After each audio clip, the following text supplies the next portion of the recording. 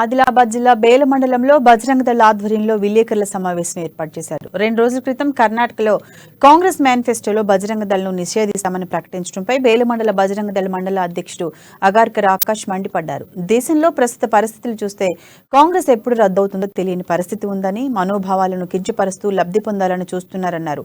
హిందూ ధర్మం కాపాడటానికి బజరంగ దళ సిద్ధంగా ఉందని, మరోసారి ఇలాంటి ప్రకటనలు చేయొద్దని కాంగ్రెస్ ను ఆకాష్ హెచ్చరించారు.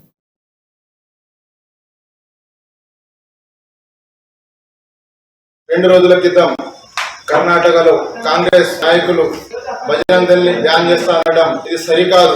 దీన్ని బజరంగ దళ్ తీవ్రంగా ఖండిస్తుంది. హిందూ సంఘాలకు ఇలాంటి విమర్శలు చేయడం సరికాదు. అదేవిధంగా వాళ్ళ మేనిఫెస్టోలో పెట్టడం ఇది సరికాదు. మనోభావాలను దెబ్బతీయడం వల్ల కాంగ్రెస్ పార్టీ ఎలా దిగజారిపోయిందో ఇదే విధంగా తెలుస్తూనే ఉంది.